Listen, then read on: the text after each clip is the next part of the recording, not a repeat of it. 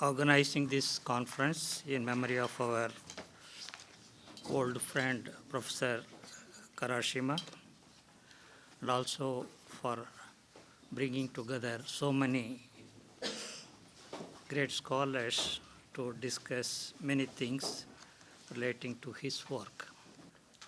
Karashima concentrated on tracing the history of agrarian economy and society from the 9th to 16th centuries and brought several new facts relating to land ownership pattern, taxation, administrative structure, and social change.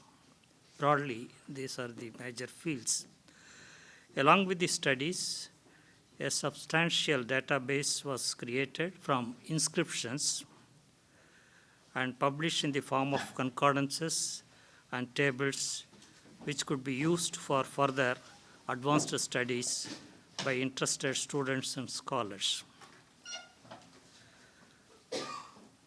The first and the most quoted thesis that Karashima made is that the land ownership in most of the pre-11th century villages in the south, particularly in the Tamil area, was communal in nature, in contrast to the Brahmadeya or Brahmana villages which practiced private ownership. In the 11th century and after, the communal ownership broke down, leading to private ownership and emergence of bigger and bigger landowners.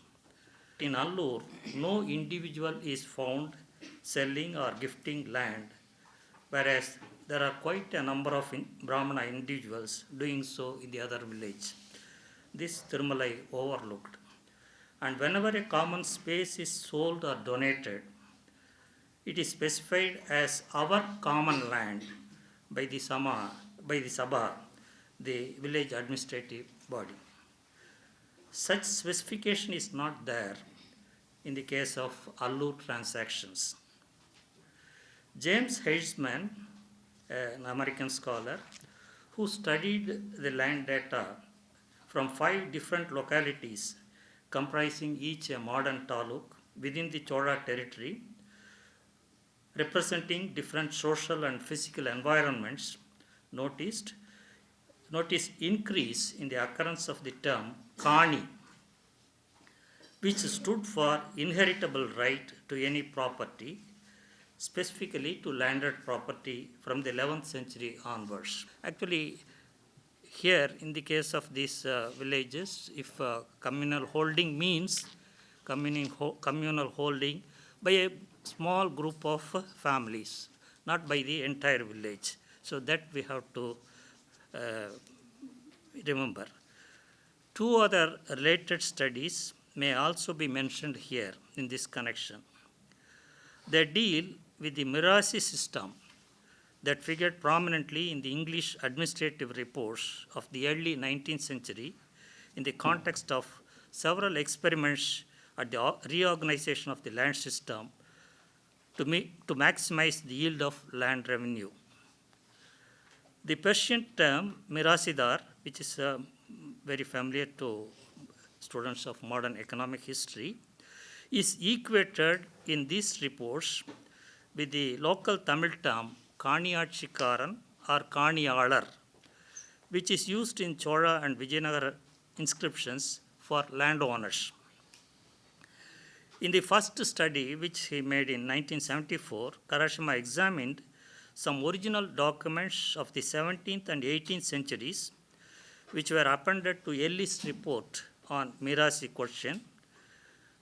This is a famous report on the Mirasi problem, and explained the nature of the Mirasi right and the prevailing fluid situation among the Mirasi holders of the 18th century near about Chennai. The Mirasi system was a pre-colonial reproduction system that was characterized by the sharing of the land produce among a number of people in the village involved in the production process. Buttonstein, in his application of the segmentary state concept to Vijayanagara state, discussed the conception of the Nayankara system as outlined by Venkataramanayya using Telugu inscriptions and a Telugu literary work called Rayavachakamu. Besides the accounts of the European visitors like Pius and Nunes. So that was the first work on the Vijayanagara, Nayankara system, what you call Nayaka system. It's a very good book, studies in the third dynasty of Vijayanagara by Venkataramanayya, who is an younger colleague of Nilakanta Sastri. Actually, the Nayankara system can be called as Nayaka system, as in Kannada and Telugu Tamil inscriptions, the term Nayakatanam. Nayankaram is a Telugu word. Nayakatanam is in Kannada and Tamil inscriptions the same. It is a synonym. Is used more often than the Telugu term, Telugu form Nayankaram. Basing on the Rayavachakamu, he thought that most of the country, and Venkataramanayya thought, was assigned by the Vijayanagara king to Nayakas. Nayakas are military leaders, according to him, who were obliged to do military service in lieu of their holdings. Stein preferred to call this tenure just a prebendal right for lordship of authority.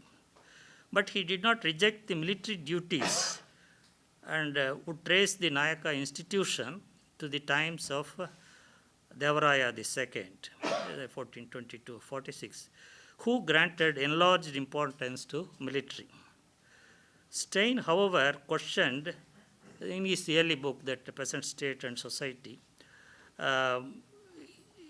he, however, questioned the reliability of the accounts of European visitors who provided eyewitness accounts of the Nayaka system. So they were in the capital for some years, and they witnessed this, and there's a detailed accounts of this.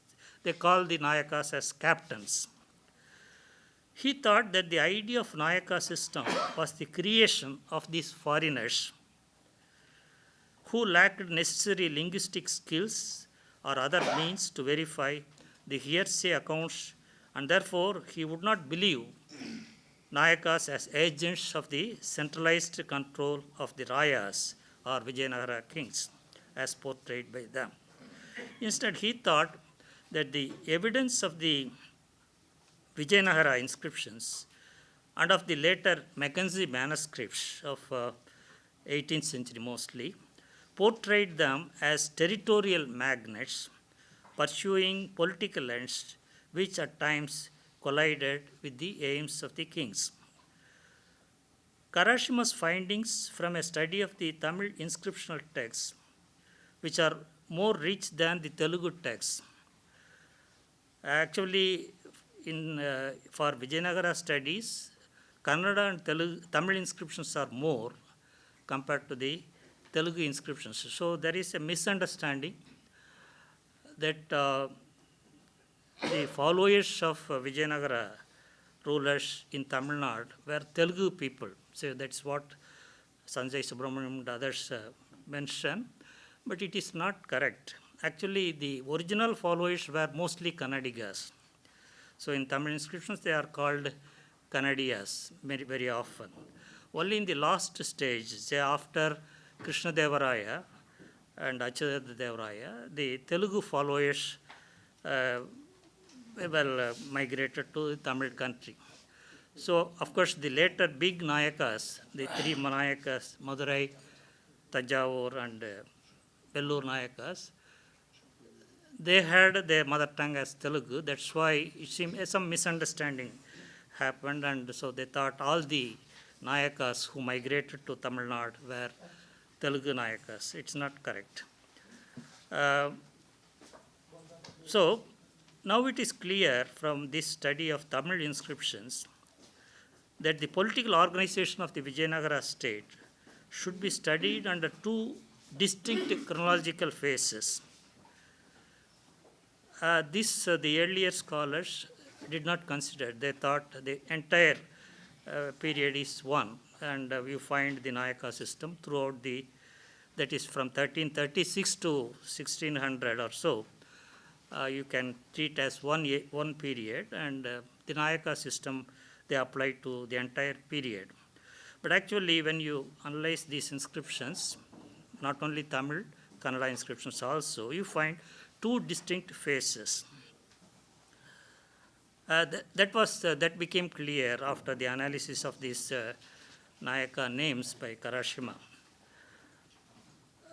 So the first phase lasted to the third quarter of the 15th century, roughly around 1475, and the second covered the rest of the time, 1475 to 1650.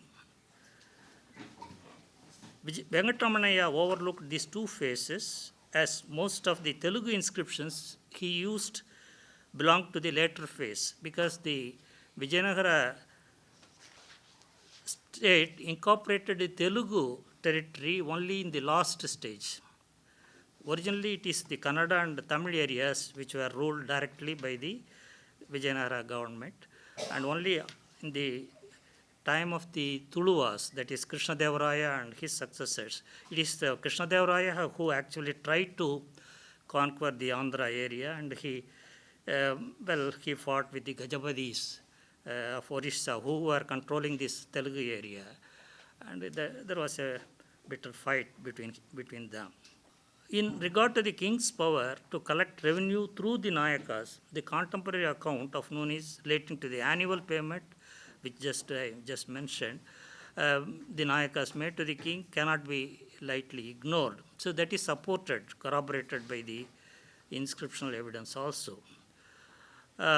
This is also corroborated by the Telugu text, Raya Vachakamu, that refers to the detailed knowledge of the country's revenue available to Vijayanagara king. So now we have such clear evidence from these Vijayanagara inscriptions after the Karashima's independent study and also his collaborative study. There are many other things which Karashima went on doing. Besides this Chola and Vijayanagara inscriptions, we have also some studies on the commercial, that is what's called the guilds, trade guilds. Of course, this is not something new. Already much work had been done by several scholars, Kannada scholars and others, on the basis of Kannada inscriptions mostly, about these trade guilds. But actually, when you do such work, you have evidence from all over South India. So this trade guild, which is called Ayavale Trade Guild, it's a big trade guild which is found all over South India. So South India means the 4 southern states, and of course a little to in Maharashtra also.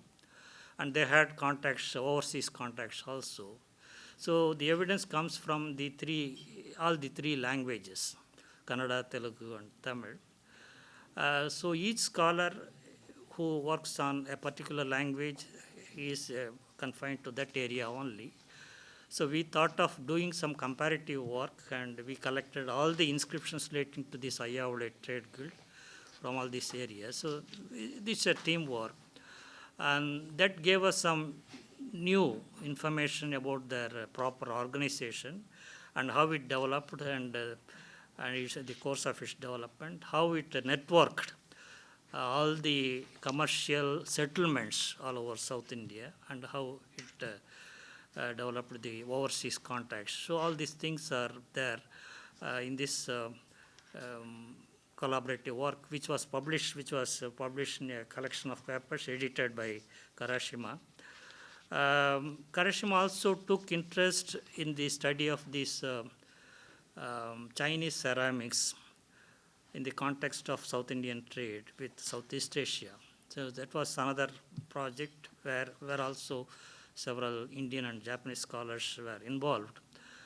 And that again brought out new evidence, the evidence about these Chinese contacts to South India and others. So Chinese, their contacts with the West Asia is clearly known, but about their contacts with South India was not known so properly. So after the survey of these Chinese trade ceramics, which we did by a coastal survey of all these important port towns, it gave us some new information. After that, this was extended by Karashima with another team of Japanese scholars to Southeast Asia. And there also we made some survey, and that gave some new information to understand what was the nature of South India, Southeast Asia contacts. So some new perception was obtained by these projects. So there are such projects. Of course, most of these things you can find in his collected works, and he has the latest work that transition, where he talks about the transition period. He has a big article on these trade activities. So I'm not touching all these things because most of these things are known to many of you here. So I wanted just to share some of my important ideas about his work. If I have some time, I can tell about his interest in, of course, from the beginning, it is his interest in the original, that empirical data, that was, that he thought it is very important. So from his first contact first entry in Madras University as a student, well, he was not there for more than a few months. Even though he was attached to the university, he did not stay there because of a problem in the department. You know, at that time, the department was split into two, history and archaeology department, where in the archaeology, ancient history and archaeology, it was split into two.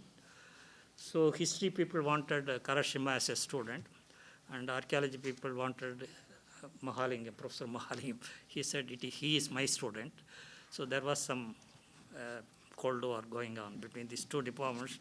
So he quietly left the university and went to Uttarakhand. At that time, the epigraphy office was there, and happily he continued his epigraphical studies in the office there. And after that, again, he returned to India. When the department was shifted to Mysore, Professor Mrs. Karashima mentioned that, where he lived with his family. And he continued his more rigorous studies in epigraphy in the epigraphist office. I must say he had something like an obsession to read inscriptions. It is was so he wanted. He said even in his before his death, the year before his death, I was in Tokyo. He said he used to call me Subba-san, not full name. Subba-san is a kind of a polite way of telling. Subba-san, I must sit with you for months together to read these inscriptions. There are so many inscriptions yet I wanted to read, but I don't know whether I have time, whether I can visit again to India. That way, he had such passion. He was always wanted to read more and more inscriptions. More means it is not just reading, because he is a non-Tamil scholar. He can see Tamil inscriptions in a much different way than we Tamil people look at these inscriptions. Well, he is not very familiar with the literary language, but his familiarity with the inscription language is quite outstanding, quite astonishing. And we used to read these inscriptions together, and of course other people also were involved now and then. First we made we start with, Karashima will start with the reports. The reports, there are two kinds of things in the using inscriptions. The first stage is the use of reports, English reports, summaries which are given by the epigraphists themselves after reading the inscriptions. They give a preliminary abstract which is published in the annual reports. So Karashima used to read all these reports and note down important points, and then he would select some inscriptions for reading the texts which are published in South Indian inscriptions volumes, and if they are not yet published, we used to go to Mysore. So he periodically, every year he used to visit Mysore for 1 or 2 months to see the texts which are not yet published but which are kept in the Mysore office. So he will select these inscriptions and read them, and then he will ask my comments, and we will read together. Then I will give my own suggestions. Then he will take it, okay, I understand now. Then after next morning he will ask, no, there are some problems in understanding this. There must be, we can interpret in a different way. Then I would, so this is a way of interaction. So he used to say, when the criticism by Sanjay Subramaniam and others were made, which Mahalakshmi was telling. So it is a constant dialogue with inscriptions. He used to always look into these lines, so reading between the lines. Each word he used to try to understand himself, then only he will be convinced. My explanation will not satisfy him. So he must understand himself by reading the text. So in that way, so sometimes it would be something new which we were not expecting. So that kind of critical sense. So it is not just simply using inscriptions data. So that's why he became very angry when Sanjay Subramaniam and that 3 authors made that criticism in that symbols of substance. And so immediately he retorted that, well, first he was very harsh, then he made polite statements. So it is by, and of course he did not put theory first. He put first empirical knowledge, then, but at the same time he had in his mind some theoretical formation that he did not mention it outwardly. Because in Japanese system, I think our friend will tell, they have some small study circles where they used to discuss these things every 2 weeks, once in 2 weeks or once in a month. And many things, many people, they translate the English, the latest English knowledge, and they translate and they discuss among themselves. So he knew all this theoretical information, but he never mentioned it explicitly in the book first, whenever he write an article. Only in the later stage he developed that some kind of theoretical explanation he gave. But at the same time, it is not a mechanical presentation of epigraphical text. So that we have to understand in his presentation. And always he was trying to link one thing to the other thing. So first it is the Chola studies, then the Vijayanagar studies. Then he thought that something is missing, so that's why he worked upon this transitional system. And whenever we get some information, something new, he said we should elaborate these things. So when in 1980s, late 1980s, when they had this big project on the study of agrarian societies in 3 areas, in Kaveri Delta, in Bangladesh, and in Sri Lanka. So they wanted to study the agrarian societies, historically as well as modern aspects. So for that, they had a team to study this Kaveri Delta And Mushima was at that time, he was introduced to this study only at that time. And all these people were camping there in Trichy district. The 5 people were staying in 5 villages. And Karashima and Shanmugam and myself, we were working on the archaeological and epigraphical information. So we collected inscriptions and we studied. And while studying these inscriptions, then only when Karashima thought of that elaborating his private land holding system. So that is a byproduct of that project. And when that project was going on, I got hold of some inscriptions, Vijayanagara inscriptions, which refer to this 1429 revolt of basic producers, something like what's called Valangai Edangai revolt. Vijay Ramsam was mentioning that. And when we read such original texts and analyze these texts, we get really more and more correct information. So that way, the methodology Karashima followed is something like this, always going to the text and critically reading and analyzing and going further. So that he followed until his last years. So yeah. So just this a good opportunity for sharing this my ideas. So thank you very much.